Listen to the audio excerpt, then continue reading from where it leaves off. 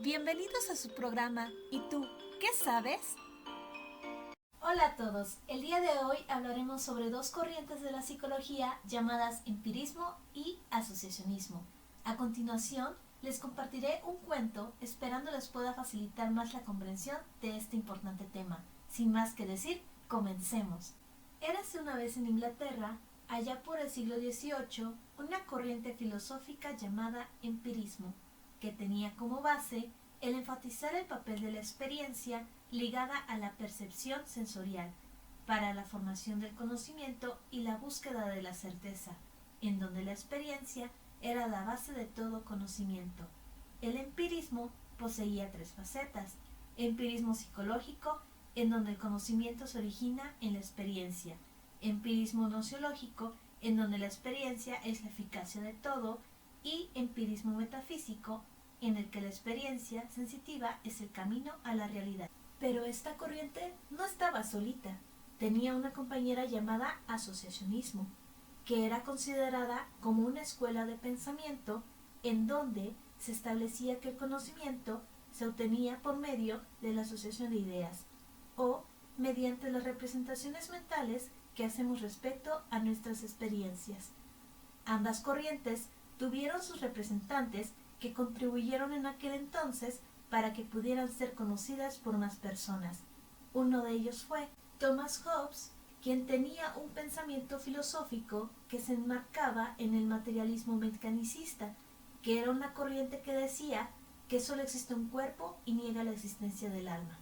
Él sostenía que el hombre estaba regido por las leyes del universo y que éste es solo un cuerpo, que está sujeto al movimiento generado por las pasiones, las acciones y los pensamientos. Pensaba que el valorar y el obrar humano estaban regidos por el utilitarismo y el egoísmo, sosteniendo que la sociedad surgía de un acuerdo artificial, basado en el propio interés, que buscaba la seguridad por temor a los demás. Y es así que por este acuerdo se formaba el Estado y la República. También decía que el hombre en estado natural era antisocial por naturaleza y solo se movía por el deseo y el temor.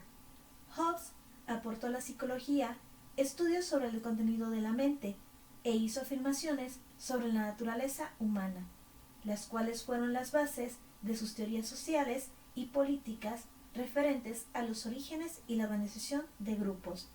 Otro representante fue David Hume. Él sostenía que toda idea estaba antecedida de una impresión y que éstas se clasificaban en simples o complejas. Explicaba que conceptos como sustancia, alma, eran un conjunto de ideas simples formando una compleja, que fue una teoría clave en la psicología experimental.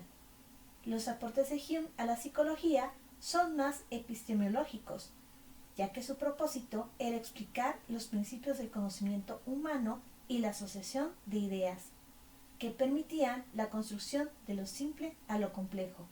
Hume, junto con sus antecesores y sucesores, aportaron mucho a la psicología experimental. Por su parte, George Berkeley fue un empirista radical, que no solo creía que todo lo que hay en nuestra mente era resultado de la experiencia, sino que además planteaba que la existencia de la materia depende de una mente que la perciba. Su filosofía era una especie de idealismo en donde afirmaba la existencia de dos sustancias o realidades, en donde ambas eran espirituales. Una era infinita, Dios, y otra finita, el yo pensante o alma. Aportó a la psicología la búsqueda de cuáles son las formas y maneras en que la mente percibe el mundo. John Locke fue el fundador del empirismo filosófico moderno. Él postuló que al nacer la mente era una tabula rasa y sostenía que los humanos nacen de ideas innatas, en donde los datos se añaden y las reglas del procesamiento se forman únicamente por las experiencias sensoriales de uno. Su propósito fundamental era hacer un riguroso análisis del conocimiento, el origen y las ideas. Locke ha servido de inspiración a aquellos psicólogos que subrayan la importancia de los aspectos adquiridos de la conducta. Toda su teoría giraba principalmente en torno al aprendizaje hacia el conductismo como escuela psicológica. David Hartley fue el fundador de la escuela del asociacionismo en el siglo XVIII. Él propuso, después de Descartes, que el hombre se compone de dos partes, que son el cuerpo y el espíritu.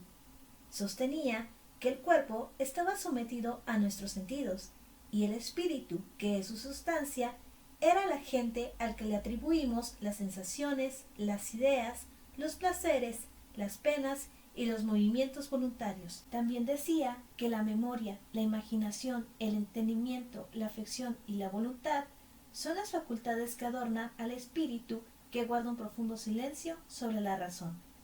En sus aportaciones a la psicología, dispuso sus ideas desde un nuevo punto de comprensión y con esto presentó el aprendizaje en una tabula rasa, en donde se escribía cada experiencia ligada a la imaginación que, unida con percepciones y sentimientos que se asociaban, daban lugar a estados de emociones más complejos, en donde cada situación análoga a un sentimiento generaba un estímulo al cerebro.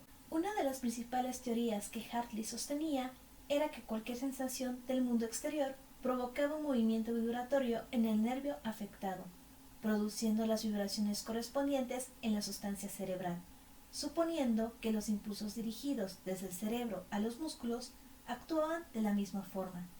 Él también se destacó por defender una psicología filosófica divorciada de la metafísica. John Stuart Mill consideraba que el alma es libre y la libertad es un valor en sí mismo. Él fue un empirista abierto a la modernidad, que estaba en contra de las convenciones sociales y a favor de la lógica sin llegar a ser determinista. Apoyó la causa sobre el sufragio femenino y dio gran importancia al desarrollo de la psicología.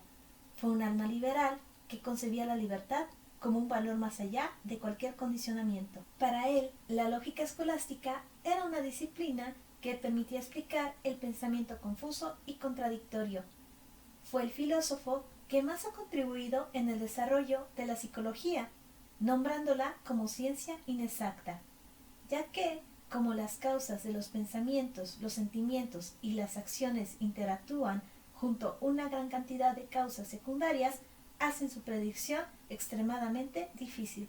Y así, gracias a estos representantes, el empirismo y asociacionismo pudieron darse a conocer en aquellas épocas en Londres y difundirse por otros sitios, dejando en su marcha grandes enseñanzas y aportaciones que hoy en día son de gran importancia para la psicología. Fin. Espero que este cuento haya sido de su agrado para cada uno de ustedes y que el aprendizaje que les deja les sirva de mucho. Muchas gracias por habernos sintonizado el día de hoy. Ha llegado el momento de despedirnos, pero no se les olvide regalarnos un like y nos vemos en una próxima emisión de ¿Y tú qué sabes? Hasta la próxima.